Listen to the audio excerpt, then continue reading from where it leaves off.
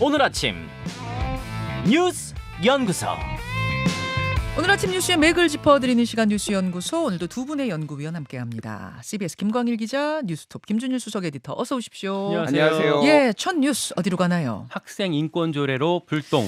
서울 서희초 사건, 교권 보호를 해야 된다, 교권 강화해야 한다 목소리가 나오다가 그게 학생 인권 조례 폐지 찬반 논란으로 붙어버렸어요. 네, 먼저 학생 인권 조례가 뭔지부터 말씀을 드리면 예. 그야말로 학생들의 인권을 보장하기 위해서 만들었던 조례예요. 20년 전에 경기도에서 제일 먼저 만들었고요. 예. 현재는 전국 17개 시도교육청 중에서 7곳에서 시행이 되고 있습니다. 차별이나 폭력에서 벗어날 권리가 명시가 됐는데 예전에는 학교에서 그 선생님들이 학생들 때리고 두 발 단속하고 했었잖아요. 네. 이런 거 못하게 하자는 취지가 담겨 있어요.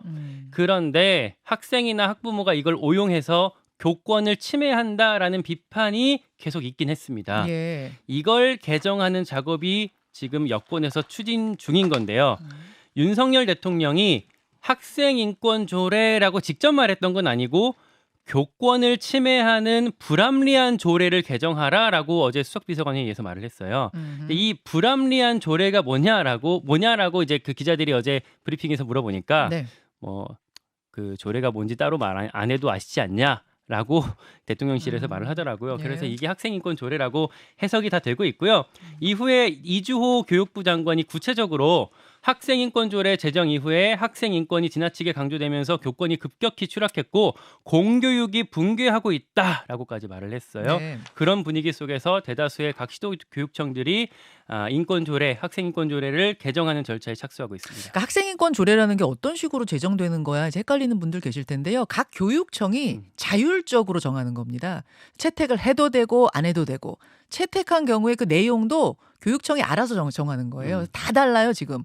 7개 시도교육청이 학생인권 조례란 걸 가지고 있는데 다 다릅니다 내용이. 제가 지금 대표적으로 서울시 학생인권 조례를 좀 뽑아봤거든요.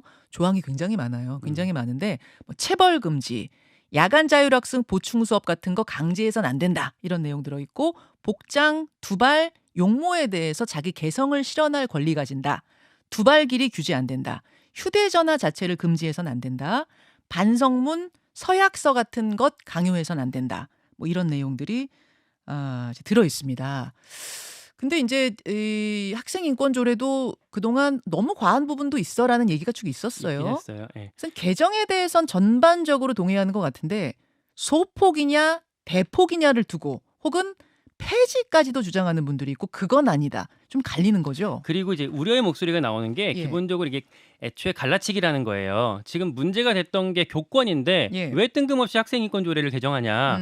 교사랑 학생이랑 싸움 붙여서 정부 책임을 피해가려고 하는 거 아니냐라는 거고, 지금 학생인권 조례가 없는 부산이나 인천 같은 데에서도 교권 침해가 나오지 않냐. 그러니까 교권이랑 학생 인권을 꼭 상충하는 걸로 보지 않고 둘 다 강화할 수 있는 건 아니냐라는 반론이 교육계 일각 그리고 야권에서 나오고 있고요. 예. 주목되는 인물이 조희연 서울교육감이에요. 예.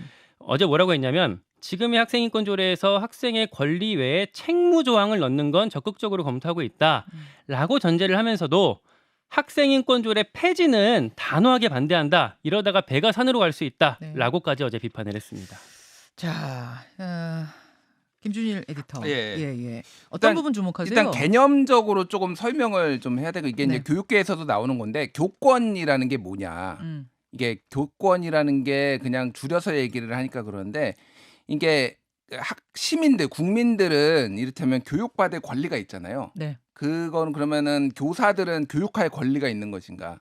음. 그러니까 이게 법적으로나 개념적으로나 잘 교육받을 권리가 있는 사람한테 잘 교육할 권한이 주어져야 된다라는 거예요. 그러니까 이게 권리하고 권한은 다르다라는 거예요. 지금 문제가 되는 거는 인간으로서의 권리를 침해당하고 교육 노동자로서의 권리를 침해당했다는 거. 쉽게 얘기를 하면 이런 겁니다.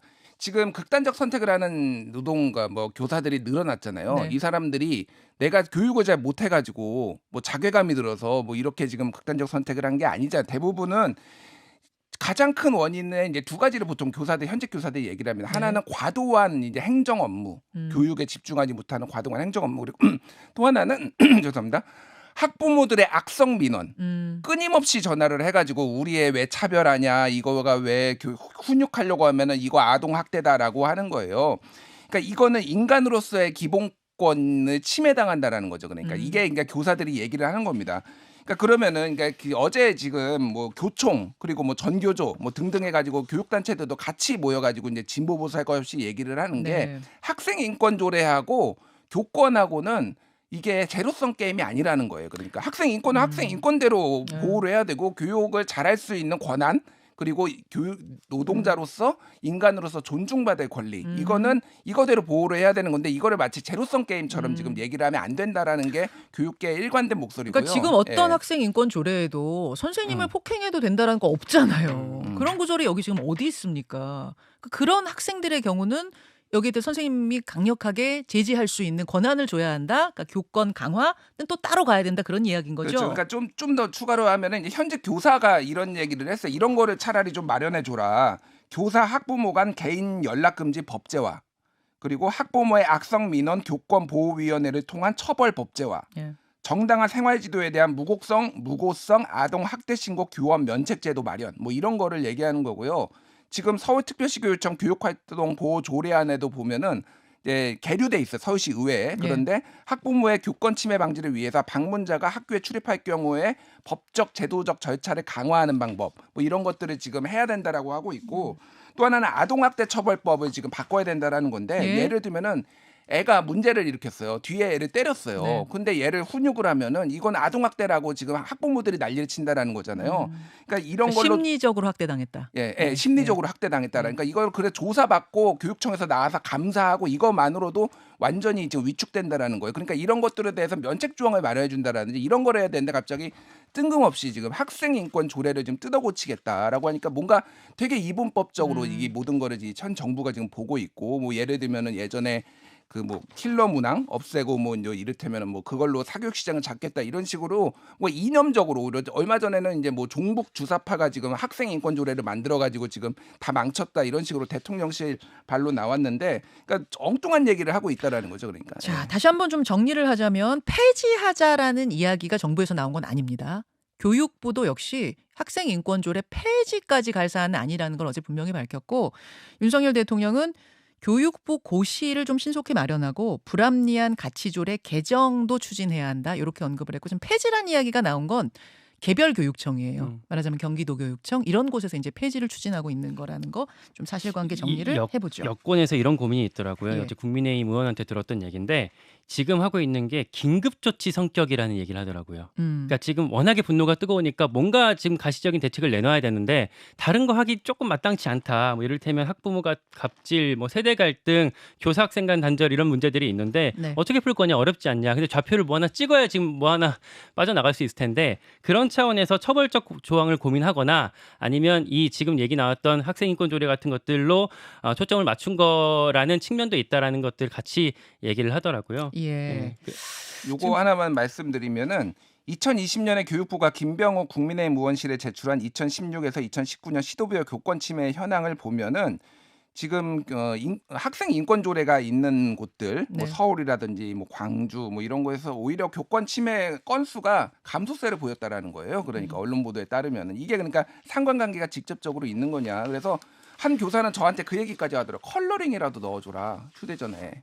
교사들한테. 저희 인터뷰하신 분도 그 얘기했어요. 아니, 그러니까 지금 당신이 지금 전화하시는 분은 누군가의 한 가족이니까 좀 소중하게 교사 좀 대해주세요. 이런 거라도 좀 넣어달라. 이 정도 할 정도로 지금 제가 보기엔 진짜 학부모 무분별한 개념 없는 학부모가 지금 제 문제가 아닌가 그런 생각이 좀 들거든요. 자, 잠시 후에 부산 교육감을 좀 연결해 보겠습니다. 부산시 교육청은 학생 인권 조례는 없는 곳이에요. 없는 곳인데 거기에 대한 입장 어떤지 좀 들어보고 어제 부산시 교육청에서 다른 것보다 빠르게 이 교사 권리 지원 방안을 좀 구체적으로 내놓은 곳입니다. 그래서 그쪽 이야기를 듣고 여러분의 의견도 주시죠. 두 번째로 갑니다. 코인 공방 2라운드. 김남국 의원의 코인 공방이 1라운드였다면 최근에 이제 자진 신고, 나 코인 있어 하고 자진 신고한 다른 의원들의 공방이 2라운드예요. 국민의힘에서도 코인 투자 의원이 나오면서 민주당이 공격을 시작했습니다. 예. 국회 윤리심사자문위에 자진 신고한 게 11명이었거든요. 네. 이 중에서 몇 명은 이해충돌 소지가 있다라고 자문위가 판단을 하고 있는데 여기 민주당에서는 김홍걸 의원 그리고 국민의힘에서는 권영세 의원, 이양수 의원이 포함이 되어 있거든요. 네. 민주당이 어제 자당 소속 의원은 자체 진상조사하기로 했고 국민의힘한테는 권영세 의원을 국회 윤리특위에 제소해라라고 요청 압박을 했습니다. 자, 권영세 장관을 콕 찍은 건 왜 그렇죠?